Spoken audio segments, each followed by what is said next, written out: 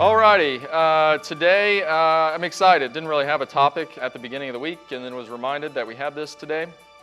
And as oftentimes they do, I think some of the best ones that you find kind of find you. And so I was just kind of searching around probably Tuesday, Wednesday for some inspiration, trying to find something that would relate. And as luck would have it, ran across a podcast with John Maxwell, who I've talked about before. I've done a lot of stuff out of his books. All of his stuff really resonates with me. I think we do a lot of stuff around here that is in line with his way of thinking, that leadership should transpire both for ourselves and as we lead others. So today's talk was a two-part podcast. Definitely recommend downloading his podcast. There's a lot of great stuff, and the way that they do it is really nice, where it's him talking at first, and then it's the host and the co-host kind of dissect what he said, which is really nice. So the topic of today is emotional intelligence. This is something that we've talked about here recently. Jack Needham, who comes in, has talked about it as well, and I thought it was very good, a very good topic to talk about today. So emotional intelligence. The key part about our emotional intelligence is that, as it relates to leadership, is that leaders come in all different shapes and sizes. There isn't one leader in this building that leads exactly the same way as another. And whether that's leading yourself, everybody has different routines and different things that they do to get themselves ready or to get themselves in the right state of mind. But that's okay. And there is not one type of emotional intelligence. Emotional intelligence, again, comes in all different shapes and sizes, simply because emotional intelligence can be learned and can be developed. This is intelligence towards others and our understanding of what that looks like. Maxwell says that leaders with emotional intelligence outperform those without it every time. And I would agree with that. Some of the best leaders that I've seen or observed, or and even some of the ones in here, the ones that do a very, very good job are the ones that really exhibit these 5 characteristics that I'll go into here. The first component of emotional intelligence is self-awareness. So that one seems simple, right? So being self-aware. They define it as the ability to recognize and understand your mood, emotions, and drives, as well as their effect on others. So I think the first part of that's fairly simple. There again, some people still struggle with that, is understanding their mood and emotion and what drives them, really getting crystal clear on, what motivates me, what do I need to put in my path in order to be successful. The hard part is that back end, as well as their effect on others. So everyone's met the person and be like, God damn, what an ass. And yet, he may not even know that at all. He may think he's a really nice guy, but his self-awareness may be off. The hallmarks of self-awareness are self-confidence, realistic self-assessment, and a self-deprecating sense of humor. So all of those things characterize someone who has really good self-awareness. You can probably think of someone who, they're really aware of themselves and how they come off, and they're always pleasant, and they kind of understand how to approach situations. They just really get themselves, like they get that part. They're not, missing the mark on. They're telling me they want to be portrayed like this, yet me and the rest of the gang over here think something totally different. So self-awareness is definitely key. The other part of that is self-regulation. So as it relates to how aware you are of yourself, how well can you self-regulate? We all have they're not even flaws, but things about our character that we have to control.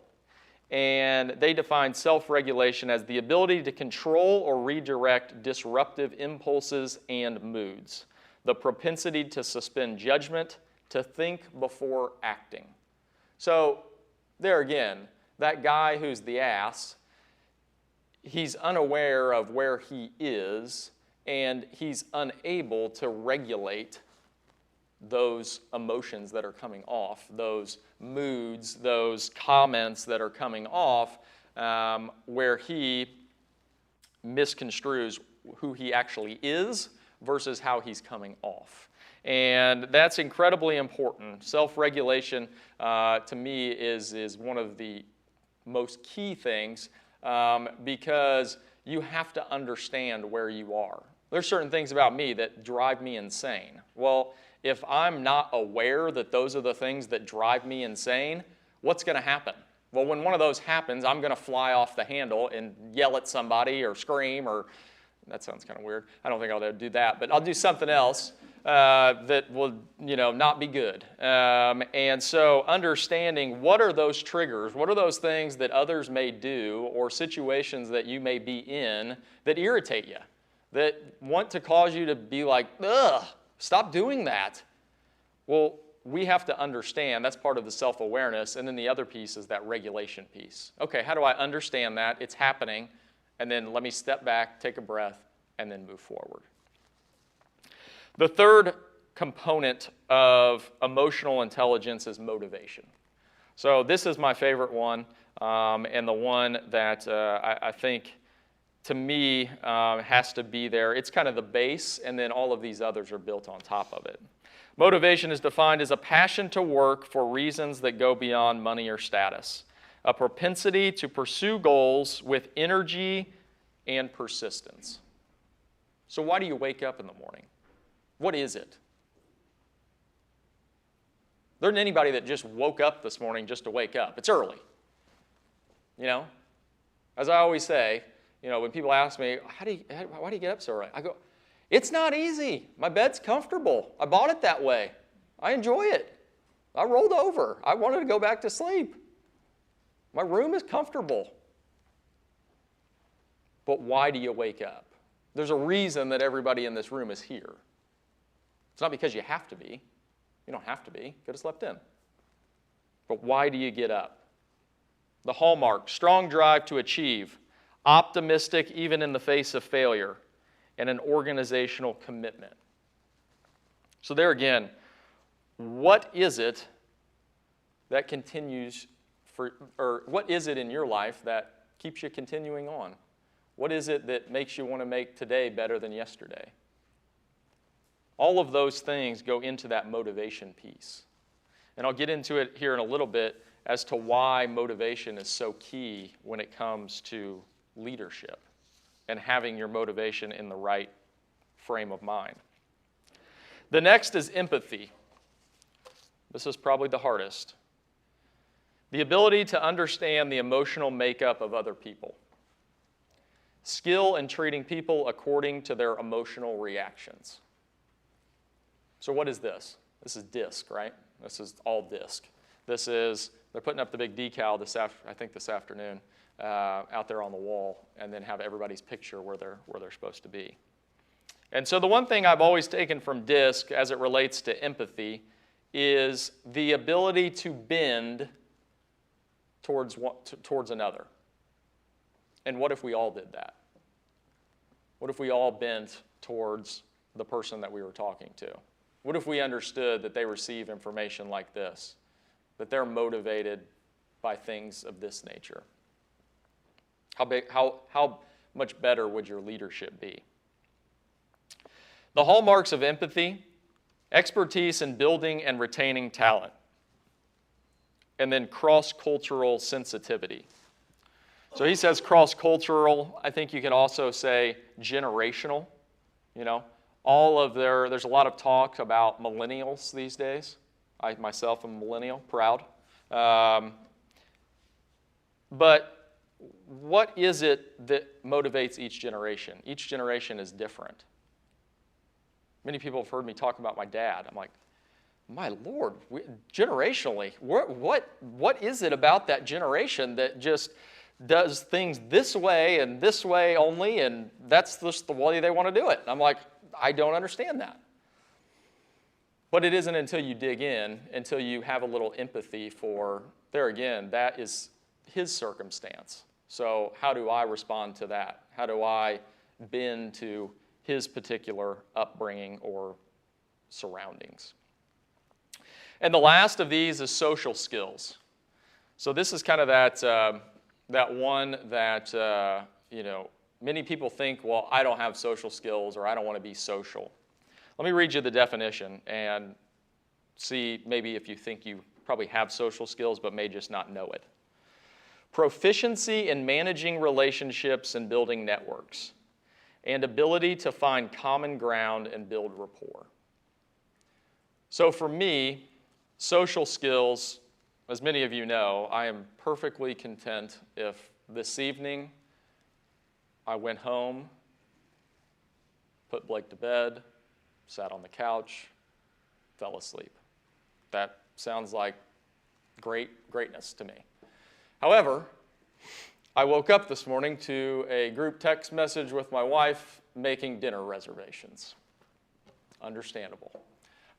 Looks like I'll be doing that this evening. However, social skills do not relate to your want or desire to be in a social setting or anything like that. Social skills relate to the ability to manage relationships. And in your career, in your personal life, how do you manage the relationships that you're in? How do you manage the relationships that you have with those that you lead? How do you manage the relationships with those on your team? All of those are those social skills. It comes with that understanding of empathy and self-awareness and where your motivation is. So what I'd like to do now is dive into each of these a little bit further. So we have the 5. We've got self-awareness, we've got self-regulation, motivation, empathy, and social skills. So the 5 components of emotional intelligence. We've got 5, and they all build upon one another, and they're all connected to each other. Self-awareness. How do you see yourself? What do you feel like others perceive you as? So, as many of you know, we do the Amplify survey every quarter. And it's fantastic for myself, other leaders, because there's often times where we see ourselves doing something, we're performing an action to get a result in the relationships that we have, but sometimes the Amplify survey comes back and tells us something different, or that that action isn't working, which is perfectly fine.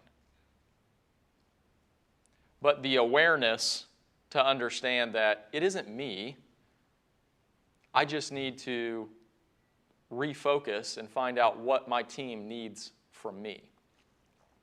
Maxwell says you're what do we got? 5 different things here. You're 5 different people. You are who you are. You are who you think you are. So that's where that kind of, at the beginning there, the guy who thinks he's a really nice guy, but he comes off not so nice all the time. You are who your family thinks you are. You are who your friends think you are. And you are who your acquaintances think you are. The less we know about ourselves, the more we will role play. And that goes back to, at the beginning, those triggers, understanding how you come off, understanding what is your team's perception of you. If you're on a team, what is their perception of you? Are you that person that's always reaching out and helping? Or are you the person that's really concerned about themselves? I don't know. But you have to really dive deep to understand who is it that I really am. And a lot of that stems from consistency. There again, you can't be one person here and then one completely different person somewhere else. That's never going to work. It may work for a short time.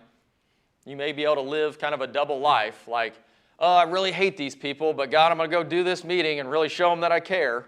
Like, people can see right through that. That's not going to work. And the consistency is not just in how you talk to somebody. It's in your mood. It's in your values. It's in your principles. And the consistency that you have there, and the great thing about leadership is the consistency there is taken on by your team. They'll follow that. What they won't follow is an inconsistent person who says one thing but does another. That won't work. One thing that I feel like people have always said about me is that very just even keel, just there's not much going on there. Never, my wife gets mad because she gets me a gift and it's like, oh, thanks. I just don't, never super excited. I can't really remember a time that I've been super excited or a time that I've been super like, I think I'm going to cry. And, you know, I think back to like, you know, how did that develop or where did that come from or whatever it is. But the one example that I can always remember is playing football. And, you know, in football, especially in big games, and things aren't going right, especially with 18-year-old boys, there's a high degree of wanting to go in one direction or the other. Like, super excited, we can do everything, or the sky is falling.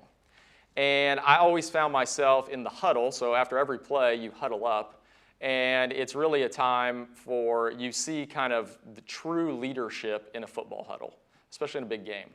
And to me, my role, I wasn't the best player on the field, wasn't the one calling the defense or anything like that, but I always felt like my role was to calm everybody the hell down, wherever they were, or to bring them up. Like, are you okay? Like, why are you so, I get it, that didn't go well, but you know what, we're still in the game. And so that's one place where I've always really embraced consistency, and where I saw it really be effective. Because sometimes people need that. There are those people that have wide swings in their consistency, and that throws people off because you never know where they're at. You know, it's like, oh, you know, what are they going to do today? And consistency will help stabilize that when it comes to leadership. And consistency, as it relates to self-awareness, is understanding who you are and then being that person all the time. And there may be things that aren't great about your personality. I've got things that aren't great about mine. But it's understanding that what are those triggers that bring out that piece, and then how do I take a breath and not do that, and not go down that path. The other piece about self-awareness is understanding that we all have weaknesses to address, and that's okay. But understanding what they are and then how they come out or how they are perceived by others is where we need to get to in order to be very self-aware. You know, the other piece is self-aware leaders bring people around them to complement their weaknesses. As I mentioned earlier, not super fun. Me. There's a lot of people around here that love to have a lot of fun. Christy and I talk about this a lot. We are driving the non-fun bus. There are some people that love our bus. There are others that despise our bus. And that's okay. But I know that that's not my strong suit. I'm not leading the hoorah, let's go do something fun, you know, bus. I'm not driving that bus. I really enjoy my bus. But the understanding that people need different things and being self-aware that, like, well, I don't understand why no one's having any fun. Because you're leading that charge. No one is going to have any fun. So bringing in people that need to do that. You know, the other thing that I'm not great at is, you know, having those tough conversations, being super direct and all of that stuff. That's why we have plenty of D personalities around here that get stuff done. And my job is to support them in doing their job. They just get stuff done. It's just always just getting stuff done, and we're moving forward. but understanding where you're strong, where you're weak, and then how to surround yourself with the people that are going to be able to do those things, and that's their lane. Like they love that lane all day long. And that's great, because you need a plethora of people around you to be very, very good. And then the other piece of self-awareness is just maturity and the willingness to take feedback. And then once you get that feedback, a willingness to change. Not stuck in your ways. Well, this is how I am. Well, that's great, but no one else is responding to that, so we may have to change a bit. And taking that feedback is not criticism, but just an understanding of how others are going to be motivated to move. And that's okay. And we've seen a lot of examples of people who thought one way for the longest time, and then were open to that feedback, and then were able to excel because, oh, okay, well, I can see that wasn't what I wanted to do for the longest time, but it does seem that I'm getting a little bit better response out of people should I take this path as opposed to whatever path I was on. And there again, there's nothing wrong with whatever path you were on. But there again, being self-aware to understand that my team needs something different. This guy or this gal needs something different from me that I'm not delivering right now. And thus, their performance is suffering. The next, self-regulation. So we've talked a little bit about self-awareness. We dove into that one, understanding that piece. Now the next is self-regulation. So those places in your personality where you know, watch out, like this isn't going to be a good situation. Understanding what that is. And what I equate kind of that self-regulation or lack thereof is kind of that victim mentality. That understanding that, oh, this is all happening to me. Once we take control, once we understand that we're able to self-regulate ourselves and the world is not happening to us, we're happening to it, is the time when you take that step out and you're able to lead yourself. I've never seen someone who has that victim mentality ever be able to lead themselves. Because all they are is just following the next bad thing that's going to happen in their life. Rather than understanding that I can lead myself and I have the power to do that. I'm accountable for my actions. So if I'm doing something and I'm getting a poor result, it's not someone else's fault. Now, there may be factors that are influencing what that outcome is, but there again, what a great power you have to look inside and say, what could I do differently? That person may still be doing something that is contributing to that bad result, no doubt. It happens. However, what can you change? Because if you keep doing the same thing, guess what they're going to do? The same thing. Guess what you're going to get? The same result every single time. We all have to understand as leaders and set the example that we can make anything that we want. There is no rule book when it comes to leading yourself. You get to write it. It's your book. That's the best part about where we live and the opportunity that we have. You get to write the rule book for how you're going to live, for how you're going to be perceived by others, for how you're going to help others. That's the most fun. It's great. You wake up every morning and you have the opportunity to either do or not do. And the worst part about it is usually you know what the right answer is. There's not a lot of times in life that we look around and go, by golly, I just don't know what the answer is. No, we know what the answer is. It's just a matter of if we're willing to do it. Are we willing to do those little things? Are we willing to self-regulate our behavior? Because our regular behavior, it feels good. It's natural. That's how we are. That's how we're built. But if we keep doing that and we never self-regulate, guess what's going to happen? Whatever result you're complaining about. I think that is the one thing that sets this place apart from anywhere else that I've seen. And there's other great companies out there, don't get me wrong. But the ability to understand where we are and not be afraid to change is the reason we are where we are. Because there's a lot of stuff that we do that's really good, but then we go and change it. Because someone said, well, that's a better idea. Great, let's try it. Let's give it a whirl. But we have to understand that setting those standards, setting those high standards of where we want to go is going to cause us to have to change. We have to be consistent, but change is consistent. Change and improvement. Change and improvement. Try something, it works. Let me try something else. Does it work better, or does it work the same, or does it work less effectively? Well, you may find that it works better. Okay, well, then we're moving to the next step. Always changing things. Always figuring out how we can hold ourselves more accountable.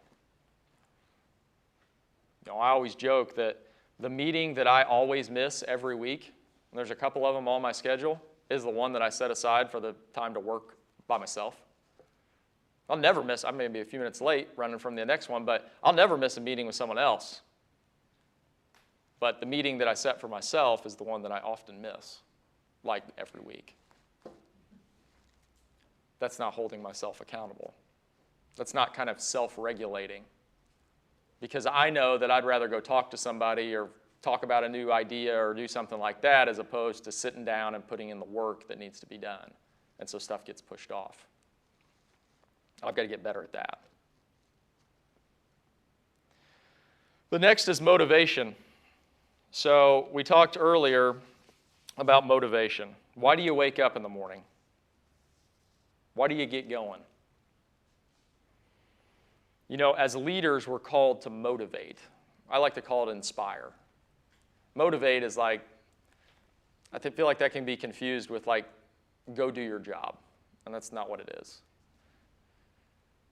When it comes to leadership, motivation and the intelligence, the emotional intelligence to do so, I think better relates to inspire. It's my job as a leader to bring more out of you than what you even thought possible. My goal is to provide an environment to where you can be something that you never thought that was possible. You know, self-motivation precedes people motivation.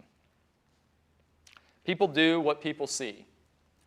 So I've very rarely seen, correct me if I'm wrong, an unmotivated great leader. It doesn't work.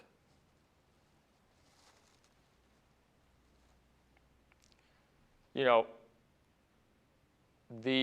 as we're trying to correct issues and make things better, it's always, you know, well, how do I get them to do that? How do I motivate them to get there? And I think the question that as an emotionally intelligent leader that you have to ask yourself is how motivated am I? You know, when something needs to be fixed, is it a simple text message? Hey, do this better. Bye. How motivated are you to see a result or an outcome change? Not very. So your people are going to take on that same mentality. Or is it bringing someone in and saying, hey, we're really struggling with this. Where can we get better? What can we do? What can I do to help you? I want to see you get to this level. I want to see you exceed what you did last week. Right there, your team can feel that motivation. That's inspiring somebody.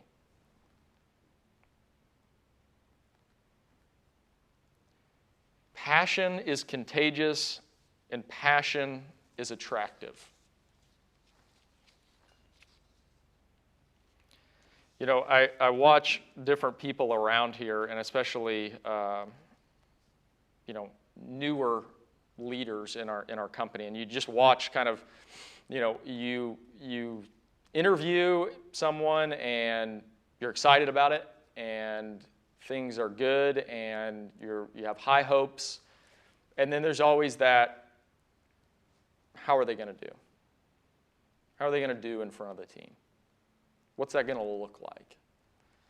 And I can tell you that the key in what I've seen people be successful is that passion, that understanding that I was put in this place, I'm confident in my abilities, and we're going to make some things happen. And you have complete ownership of what it is that you're leading. And your people can feel it. They don't just see it, they feel it. They feel your passion for whatever it is that the group is responsible for doing. And that's the question you have to ask yourself. How do I make them feel it? I don't have to say it to them. I want them to watch me. I want them to hear me. And I want them just to be so wanting to run through that wall, it's not even funny. It takes time. It does. It's not easy. If it was easy, what do they say? Everybody would do it, right? It's hard. Because you've got to dig in and find out what motivates all of those people on your team. And then you've got to show them that you too care about that.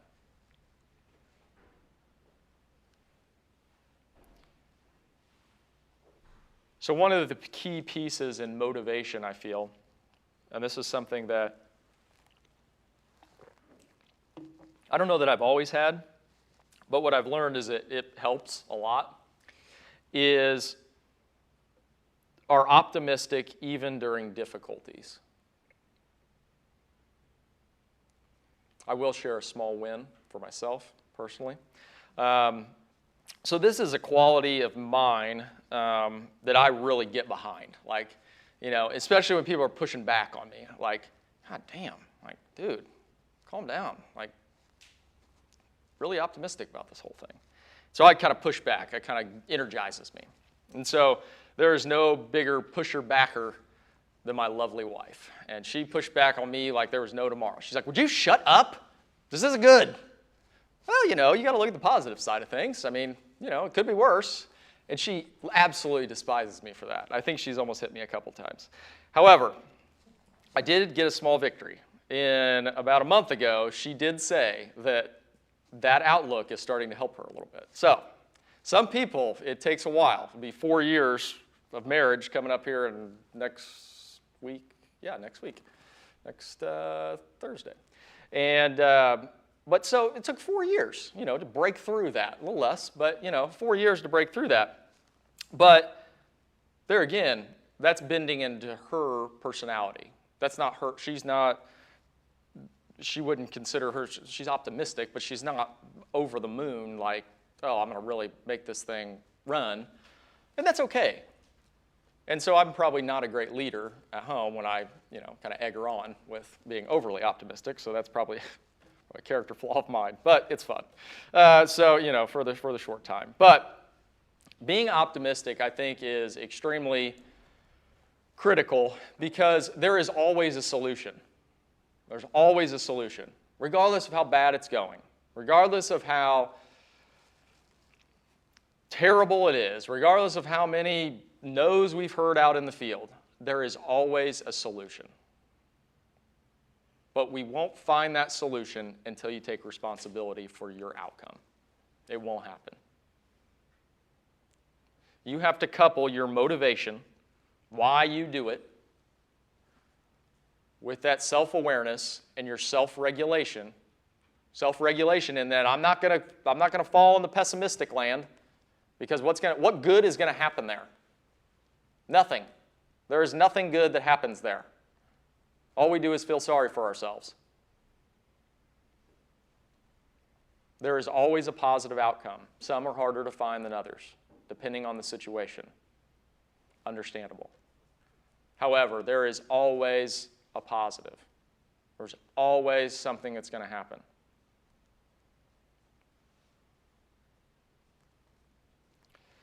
The next is empathy. Empathy is thoughtfully considering the feelings of others along with other factors in the process of making decisions. So I would say this has probably been the toughest as we've grown. You know, and Christy and I talk about this a lot. You know, before it was just, you know, me and her, we'd make a decision. Don't need to tell anybody else, just tell them when the decision's made. Done. Now that you have other stakeholders and other people involved, that discussion looks a lot different. That discussion looks like, hey, here's the idea. Okay, who does this all affect? How many people are involved? And it's kind of funny to think, like, you know, we're doing a project right now on in the service department on turnovers. Well, like, normally, if we were making that decision a long time ago and there aren't that many people, it's like, well, just go do it. You know, you're good. I think the meeting was like 8 people deep because as you get bigger, there's more pieces. And the empathy comes in saying that let's get everybody's point of view. Let's get how that affects everybody from every different angle. Because there are a lot of moving pieces.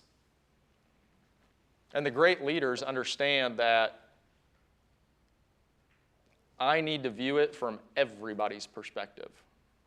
It's when we just go in and do something, and it's easy to do, because it's like, I know the answer, this is going to help, let's just go do it, rather than getting input from others, rather than including others. Thoughtfully considering the feelings of others.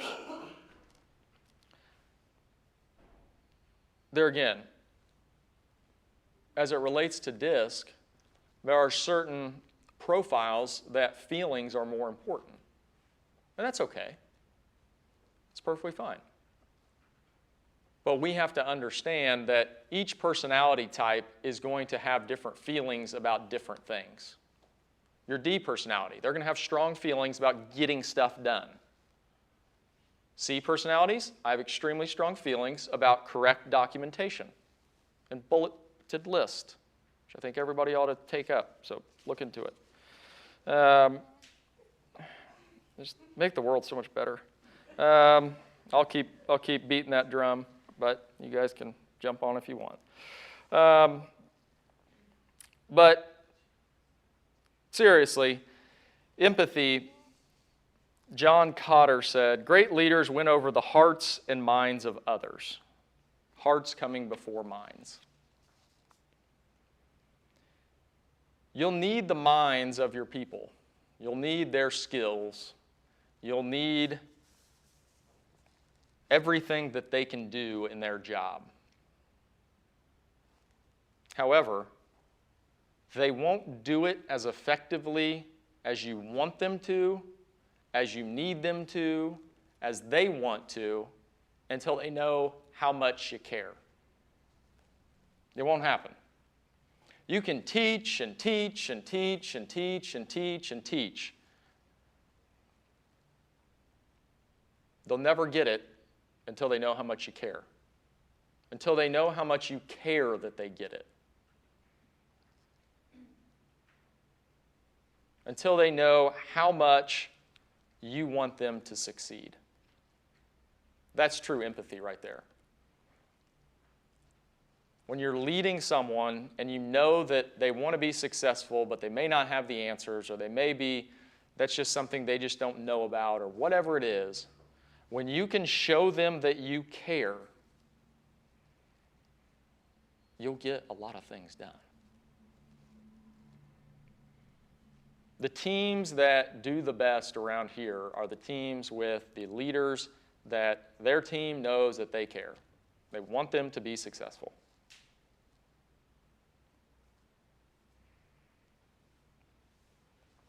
There's a quote in there that Maxwell says that they won't remember what you said, but they'll remember how you made them feel. How do you make them feel?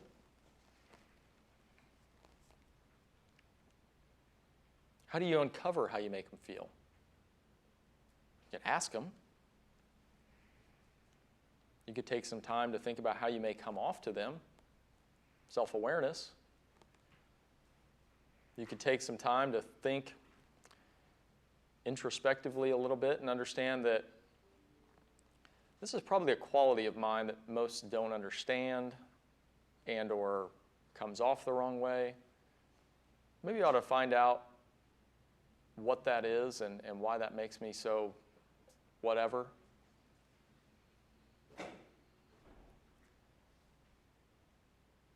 The most important thing in building a team is that level of care, that environment that you create.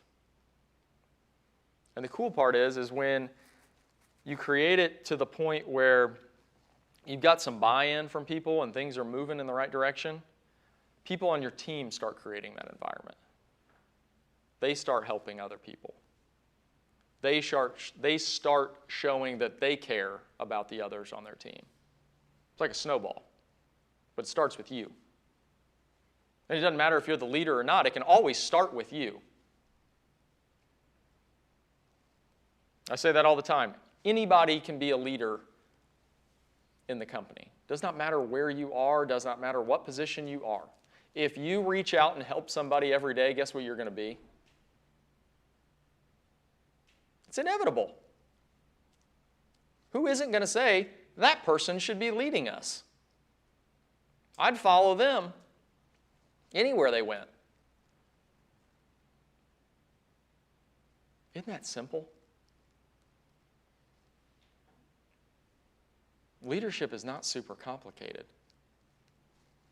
It's when we make it complicated, it gets complicated.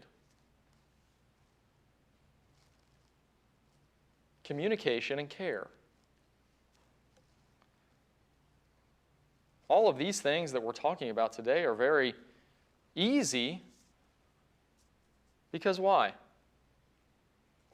They're all in our control. There's no level that you need to be at. There's no promotion that you need to get. There's no course you need to take. There's no book you need to read. You literally just have to care about people and show them. That's how simple it is.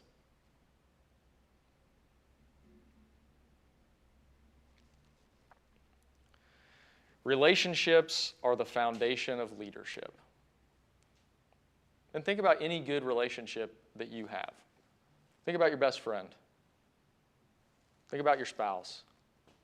Why do you have a good relationship? When does your relationship veer off? A lot of times for me, it's when I forget to show the other person that I care. It's critical. It's not easy. There's a lot of stuff going on, right? Day to day, got to get this done, got to get this report, got to get to this meeting. How do you show someone you care? You can tell them. You can sit down with them for 15 minutes. Say, hey, how can I help you? Really just want to make you successful. What are you struggling with? What help do you need from me? That may not happen instantly. Relationships are built over time. You know, you can't just go out and say, well, I helped Susie over there, but hell, no one's following me. Well, okay, you got to give it some time here.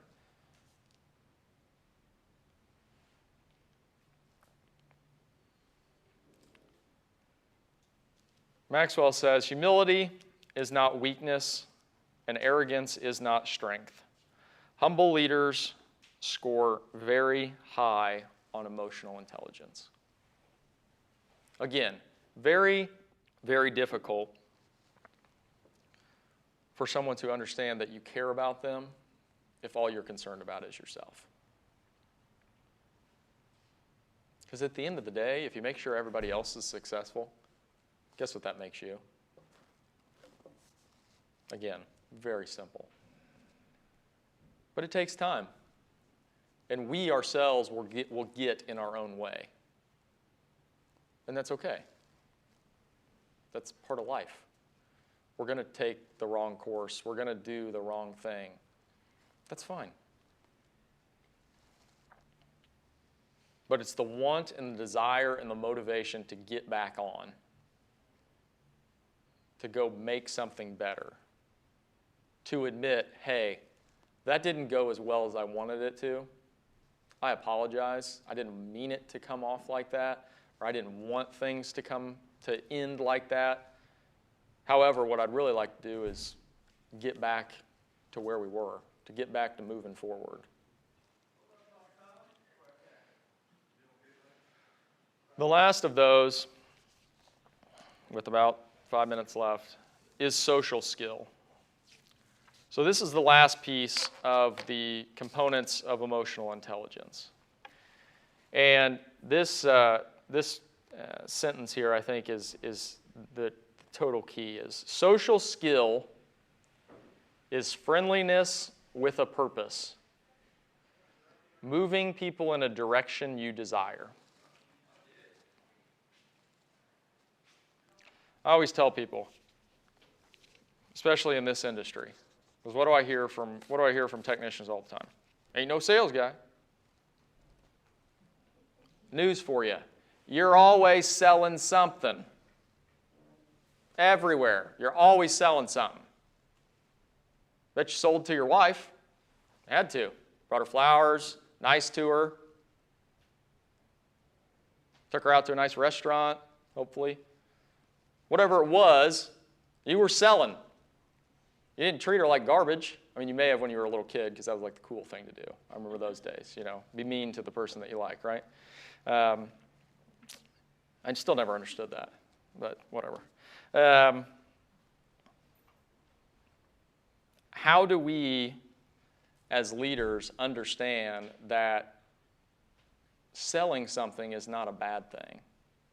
Creating that picture of where we're going to go, what success looks like for that person, understanding what success looks like, and then inspiring them to go along that path. That's social skill. That's understanding that I'm going to create a relationship with this person. I'm going to create a friendship because I know it will help them. Because I know that with my help and their motivation and their skills, we can make something really great. You know, it's tough sometimes to believe in others. And this is a quality that, you know, it's got me burned sometimes, but for the most part, I think it's worked out all right, is believing in others and trusting in others.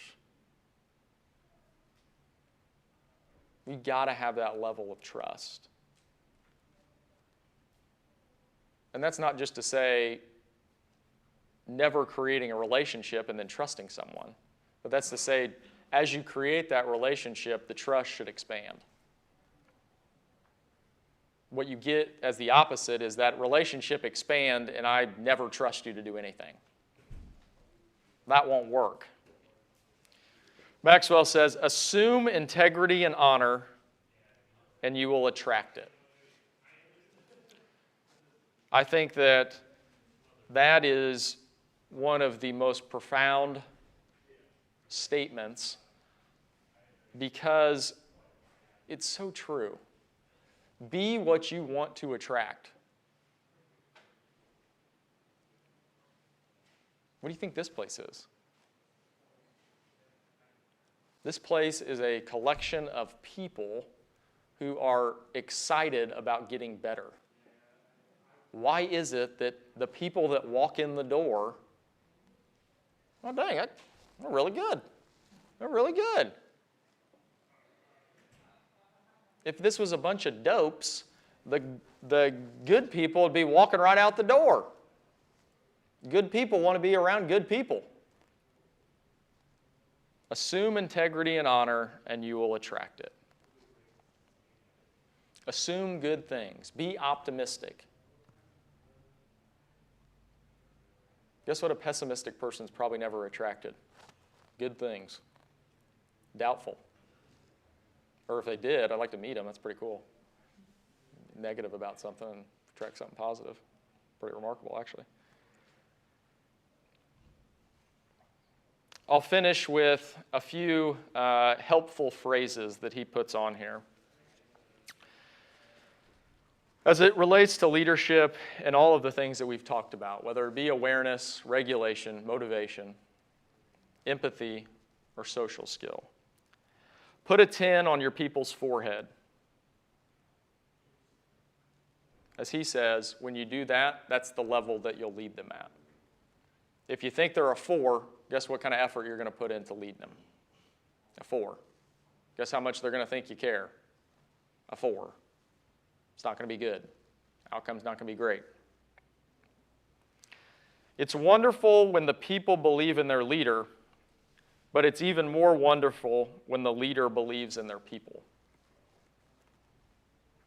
And you can say as a leader that you believe in your people all day long, but it's never really comes to life until you let them know, until you tell them.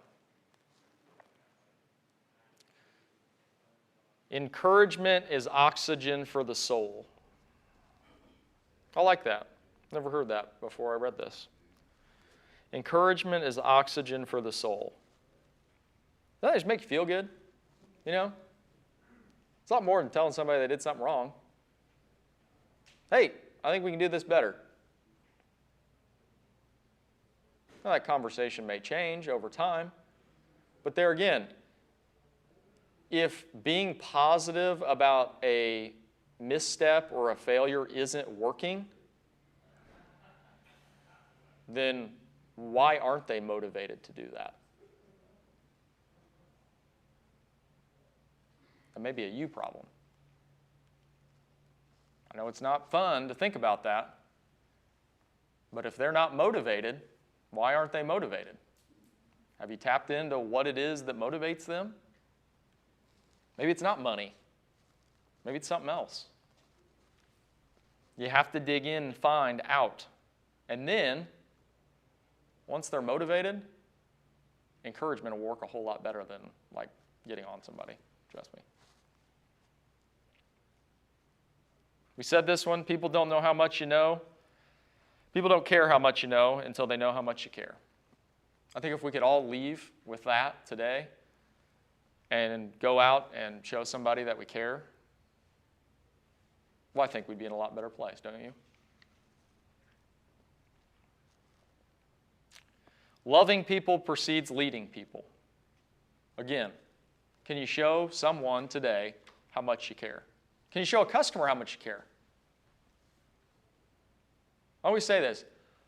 I know nothing about service, but I guarantee I could kill it on a service call because I would just show up and just be over the moon excited to be there for that customer. You have called the right person. I can't believe it. This is wonderful. We're going to get you taken care of today. I know you are stressed, but by golly, this is going to be awesome. With that mentality, how much nerves could you suppress in that customer?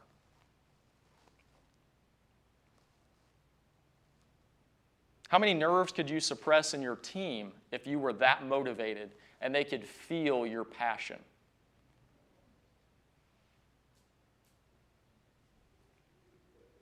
How do you show it? Doesn't matter if it's a customer, it's someone internal, whatever it is. That's truly serving someone. Showing them your passion for what it is that you do.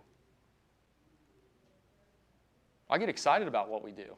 We do some really great things. It's our obligation to show them.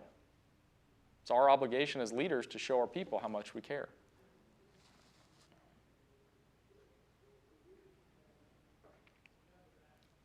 I think that, as I said earlier, and I'll wrap up here, a few minutes over, there is a lot of things in leadership that we make extremely complicated. And there's really no reason to do it. Leadership is a lot of fun.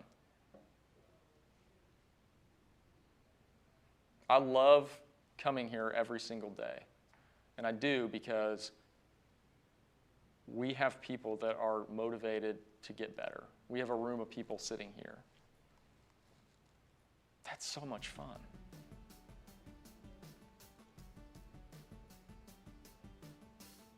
That's what it's all about. How do we create that passion that will take us a long way. Create the passion, show them how much you care, go out of your way to make sure that they feel appreciated. Lend a hand, show them, how can I help you? By God, what are you struggling with? What is making you in a bad mood? I want to help. I don't even know if I can, but I'll get you a resource, I'll get you something. I'll get you a Coke or a beer or something. I want to help. Whatever you need. That's all leadership is. Someone asked me that earlier this week. I was doing something, and they said, what piece of advice would you give? And my piece of advice was, as I always say, go out and help somebody. If we all do that, you can't stop it if you just go out and help somebody. It's so simple. But it's hard because there's a lot of things that get in the way. But if I can leave you with one thing, go show someone how much you care and just go help them. For God's sakes, go help them.